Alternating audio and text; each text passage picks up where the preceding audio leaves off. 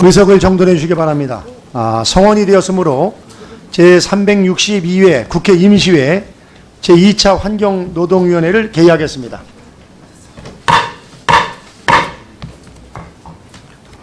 오늘은 환경부 및 기상청 그리고 새롭게 위원회 소관기관에 편입된 한국수자원공사의 업무보고를 받겠습니다. 지금 한반도는 연일 계속되는 폭염으로 111년 만의 최악의 열대야 현상이 나타나고 이로 인해 사망자가 발생하고 또 환자들이 늘어나는 등 국민의 건강과 안전이 크게 위협을 받고 있습니다. 그러나 현재 폭염에 대한 정부의 대응은 무방비에 가깝고 지구온난화를 막기 위한 정부의 온실가스 정책은 논란만 가중되고 있습니다. 여기에 지진과 북핵을 제치고 국민 불안 1위에 오른 미세먼지 문제나 재활용 폐기물 대란에 따른 정부의 후속 대책도 국민들로부터 제대로 환영받지 못하고 있습니다.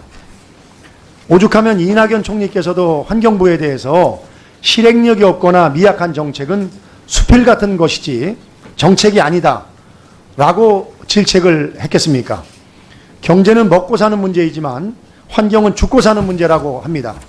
가뭄과 홍수, 폭염, 호관 등 갈수록 심화되는 기후변화에 보다 체계적이고 능동적으로 대응하기 위해서는 우리 위원회의 역할이 그 어느 때보다도 중요합니다. 뿐만 아니라 4대강 사업과 태양광 발전설비, 환경부로의 물관리 일원화, 재활용 쓰레기 대란 및 생활화학제품의 위협 등 국민 실생활과 밀접한 현안 해결을 위해서도 다각적인 노력을 기울여야 할 것입니다. 저도 위원장으로서 자라나는 우리 미래 세대들에게 아름답고 살기 좋은 대한민국을 물려줄 수 있는 위원회가 될 수 있도록 최선의 노력을 다하겠습니다. 여러 위원님들께서도 오늘 업무보고 이후에 환경 분야 정책에 대한 세밀한 검토를 통해 지금까지 환경부가 수립 시행하고 있는 여러 정책 중 보완이 필요한 부분들을 지속적으로 발굴해 주시고 합리적인 대안을 통해 생산적이고 건설적인 위원회가 될 수 있도록 도와주시기를 부탁드립니다. 아울러 정부 또한 무조건적인 보존이나 개발 논리의 개발 반대의 단순 논리에서 벗어나 냉철한 현실 인식을 기반으로 지속 가능한 사회를 만드는 일에 책임감을 갖고 임해 주시기 바랍니다. 오늘 회의 진행과 관련해서 안내 말씀드리겠습니다. 오늘도 어제와 마찬가지로 업무보고를 일괄해서 들은 다음 질의답변 시간을 갖도록 하겠습니다. 또한 오늘 오후 4시에 본회의가 예정되어 있기 때문에 본회의 개의 직전에 본회의 참석을 위해서 잠시 정회했다가 본회의 산회 후 속개하여 회의를 계속 진행하도록 하겠습니다. 본의 아니게 불편을 끼쳐드려서 우리 공직자분들에게 죄송합니다. 의원님들도 일정에 참고해 주시기 바랍니다. 그리고 어제 업무보고를 들으면서 너무 업무보고가 좀 길어져 가지고 의원님들의 원활한 질의에 약간의 차질을 빚은 바가 있습니다. 그래서 업무보고를 하실 때 가급적 핵심 위주로다가 짧게 요약해서 보고해 주시기를 부탁을 드리겠습니다. 그러면 의사일정 제1항 업무보고의권을 상정하겠습니다.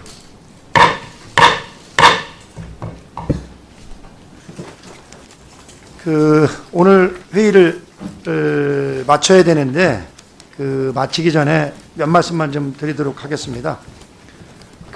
이상돈 의원님이 오늘 중요한 말씀 하셨는데 이상돈 의원님뿐만이 아니라 많은 분들이 얘기를 했습니다만 제가 35살 경기도 의원 돼서부터 집요하게 정말 자료지까지 만들고 했던 게 용역 분야입니다. 용역이 정말 도움이 되는 용역을 해야 되는데 수십 년이 흘렀는데도 불구하고 아직도 용역을 위한 용역 찢어발겨가지고 그저 그냥 보고서 받고 실질적으로다가 도움이 안 되는 그런 용역들이 아직도 부지기수로 있는 것으로 알고 있습니다. 사실 이 R&D가 대단히 중요한데도 불구하고 예산 심의할 때마다 문제가 되는 것이 그 실효성 문제 때문에 그렇습니다. 실효성 있는 용역만 된다면은 기업이 됐건 개인이 됐건 국가가 됐건 당연히 R&D 비용을 늘려야 되는데 그것이 실질적으로다가 예산 낭비적인 요인이 아직도 많다. 그래서 이런 부분에 대해서 좀 꼼꼼하게 우리 환경부 자체적으로 점검을 해서 정말 내실 있는 그런 그 연구 과제가 이루어질 수 있도록 그렇게 좀 해주시길 부탁을 드리겠습니다. 어제 제가 노동부에서는 말씀을 안 드렸습니다만은 뭐 저는 뭐 바닥에서부터 여기까지 올라온 사람이기 때문에 나름대로 일선의 입장을 잘 이해하고 있습니다. 여기 계신 여러분들은 느끼지 못할지 모릅니다만은 여기 계신 분들이나 어제 노동부 자체가 하는 일이 규제부서이기 때문에 일선 지자체나 국민들 입장에서는 상당히 좀 뭐랄까 좀 아직까지도 좀 뻣뻣한 공무원으로 비춰질 우려가 있다고 생각이 됩니다. 기상청은 아닙니다. 그렇기 때문에 그런 부분에 대해서 물론 아닌 분들이 훨씬 더 많습니다만 여러분이 그 불현듯의 그 민원인들에게 짜증내는 것이 자칫 갑의 자세로 비춰질 수 있기 때문에 더욱더 좀 자세를 가다듬어 주시기를 부탁을 드리겠습니다. 그리고 지금 제가 보니까 자료를 받아보니까 9군데 그 기관장이 공석인데 대개 6개월에서부터 짧게는 3개월 정도 공석이 이루어지고 있습니다. 사실 이거는요, 이미자 의원님 말씀하신 것처럼 일종의 직무유기라고 저는 생각이 됩니다.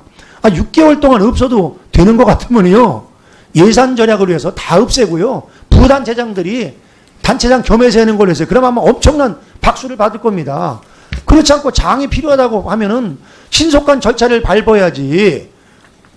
이건 뭐 저 중간에다 그만두게끔 해고서 사람도 못 뽑고, 그러면 차라리 뽑을 때까지는 그냥 그 사람이라도 놔두던지지. 잘라놓고서 사람을 못 세워가지고, 옛날 이명박 정부 때도 이런 일이 부지기수로 있었습니다. 이게 뭐 현 정부만의 문제가 아니고.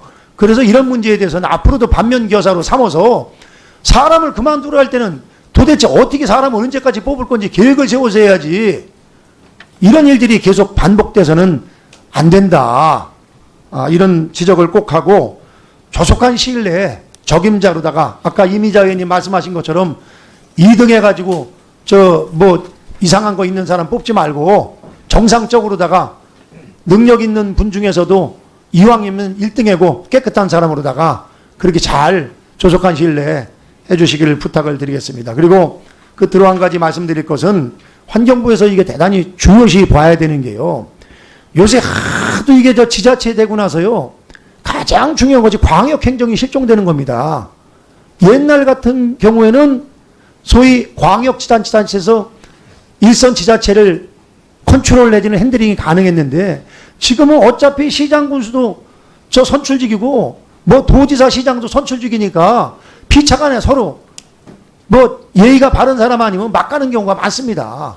그러다 보니까 이게 꼭 저 환경과 관련돼서 문제가 있는 시설들은요, 자기네 지역 가운데다 내고 남의 지역, 그러니까 예를 들면은 위치는 용인인데 피해는 안성에서 보는 요런데, 요런 데를 골라가지고 하는데, 요런 거에 대해서 용인시 입장에서는 자기네 별 지장을 안 주니까 허가를 해주고, 안성 같은 데는 피해는 다 보지만 허가권이 없으니까 바라만 보고, 이런 것이 많습니다. 이런 것을 규제하고 감독하는 역할을 환경부에서 해야 된다. 근데 사실 이런 거 보면은 이런 거 소위 일종의 미스매치인데 이런 것에 대해서 환경부가 조금 관심을 덜 갖는 게 아니냐 이런 생각을 가지고 있습니다. 하여튼 뭐 아까 제가 얘기한 태양광까지 포함해 가지고 환경부에서 현재 현행법에 손이 안 맺힌다고 일선을 놓지 말고 필요한 경우는 법과 제도를 손질해서라도 환경부 본연의 역할과 책무를 다할 수 있게끔 그렇게 해주시기를 부탁을 드리겠습니다. 위원님 여러분 늦은 시간까지 수고 많으셨습니다.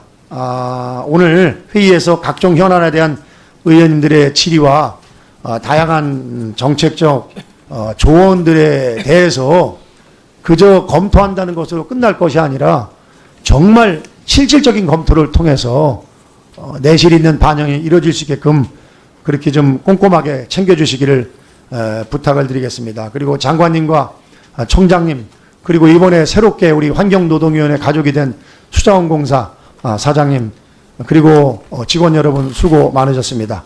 오늘 회의는 이것으로 마치도록 하겠습니다. 사내를 선포합니다.